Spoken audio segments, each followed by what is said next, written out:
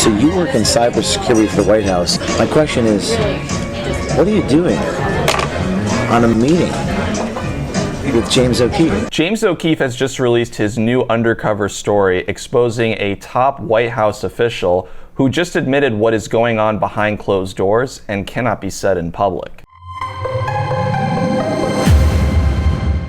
This was definitely a bold move for James. He went undercover himself, and he usually has someone doing this type of work for him. But I guess he just wanted to get right in this guy's face and be like, you're talking to James O'Keefe right now. I'm wearing this hat today because this was a hat I received when I was working at Project Veritas. I used to be an undercover journalist and a video editor when James still ran things before the PV board of directors fired him. I still think that that was a total betrayal. I suspect that it had something to do with that Pfizer bombshell story, but I can't confirm 100%. What I do know is the reasons that they gave for why James was ousted just sounded like total BS, and they are not to be trusted anymore. Their reputation and the work that they're doing right now has just gone completely downhill. So this hat came out 3 years ago when James was banned from Twitter under Jack Dorsey's leadership, hence the dead bird logo, and I still think it holds up well today now that Elon Musk is in charge of things and made Twitter, now X, into a free speech platform. Now that James has his new organization, O'Keefe Media Group, or OMG, I'm always excited to see what he has in store for us, so let's get right into it. This is part 2 of OMG's DC Swamp Exposed series. Part 1 involved a Capitol Hill intern who revealed that members of Congress are coerced to vote a certain way through blackmail and extortion after affairs and sex parties. These types of sex parties was something that Madison Cawthorn actually spoke a lot about, and this video only helps confirm that. And there's a lot of things that I see with my own eyes. Madison Cawthorn one line neither. That man in a wheelchair, that video that came out with the guy in the Senate office building in the hearing room. Oh yes, I saw that. Okay, yeah. The guy was blackmailed. He was blackmailed? Pretty much. So in part 2, this is another gay date that James went on. There seems to be a lot of gay and trans people working in the government apparently. And it just blows my mind that James managed to get away with this, I can't even call this a disguise. How did he do it? Well, I guess the Clark Kent approach actually worked. So this is a cybersecurity policy analyst who admits that Biden and Kamala will be this year's presidential nominees, and these are the reasons that he gives. Is he going to be the nominee? Yes. And she will be the vice president nominee. Yeah, I don't... There was a debate about removing her from the ticket, but sadly they didn't. I agree with everything Biden is doing. It's just his cognitive ability. Like, I have a grandfather who's 91. Okay. And Joe Biden is worse than my grandfather who has dementia. I know. He's got dementia. Yeah, well, I don't think he has that clinically yet. No, yeah. But he's definitely slowing down. My question is, are the people, like your colleagues or the White House or whatever, do they get it? Do they know that? You know? I think that they probably do, but no one in modern history has ever said, like, we're not going to renominate the president for a second term. That just hasn't happened. Do they know that he has those issues? I think so. But they're not willing to say it. Shows it. And, they're not willing to say it publicly. And same thing with Kamala Harris. Is she's not popular, but you can't remove the first black lady to be vice president from the goddamn presidential ticket. Like, what kind of message are you going to send to, like, all the African American voters? So that's the reason why they won't remove her. That's what I think. How would you spin that? People would be like, what the f***? Like she's a woman and she's multiracial. Kamala is so unpopular. The New York Times did an article about how she hemorrhages black staff. She can't keep black staff.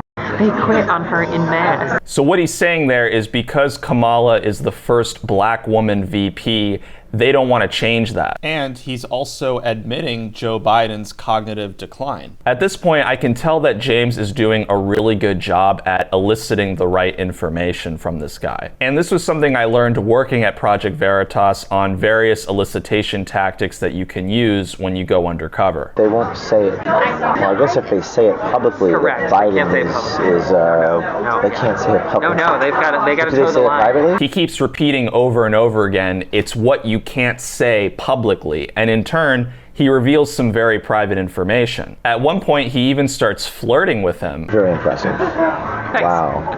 That's cool.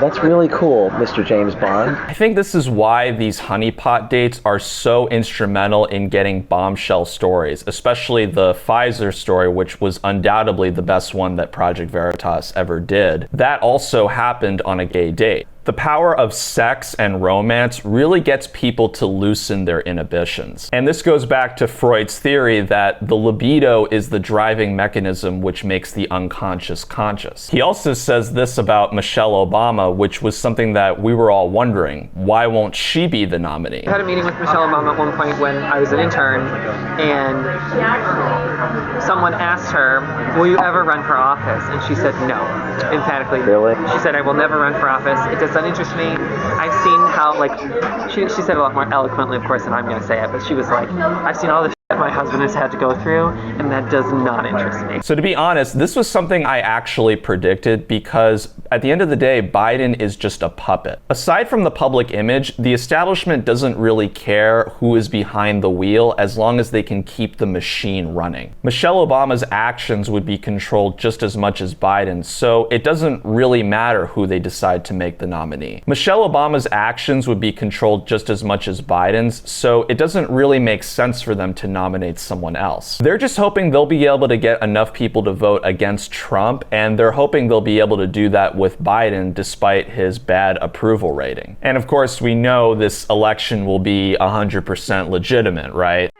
Okay. So the whole time, this guy has no idea he's on a date with James O'Keefe, and all it took was a pair of glasses. At this point, he reveals his identity, and I have never seen anything like this in a PV video before. You work in cybersecurity for the White House, and my question is, what are you doing on a meeting with James O'Keefe? And how do you think it looks to the American people that working in the Office of Cybersecurity, you're sitting across the table with James O'Keefe, Okay.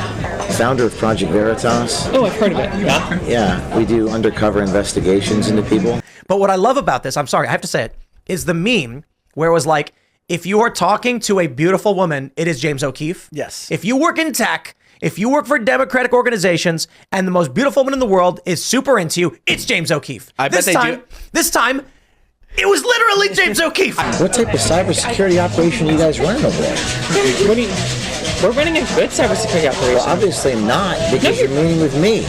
Did you not do your research? Yeah, maybe now it'll be a little harder for James to get these stories involving high-ranking government officials. This guy, Charlie Krager, deleted his LinkedIn account and X account. OMG saved screenshots of it, but this type of thing usually happens when James releases these bombshell stories. The subject will naturally just go into hiding. OMG just released the video of Krager's reaction after he finds out James O'Keefe's identity. What do you think people are going to say there when they find out that you're out there blabbing in a restaurant? I'm guessing. I have no idea. I don't have any official word. This is water cooler rumor mill chat like every. And how could that? Okay. We're here in Washington, D.C. with an individual who works at the White House Office of Cybersecurity, and he's running away from me because he's been caught on a hidden camera. How can we trust the Biden administration and the federal government, for that matter, with securing networks, which is your job, when you're literally in a meeting with James O'Keefe? Not sure who he's texting. All right, well, good luck to you, sir. We'll be publishing your video online, and I hope our government is more competent than what I've seen here today. James did a really fantastic job here. I can't wait to see him do more undercover reporting in the flesh.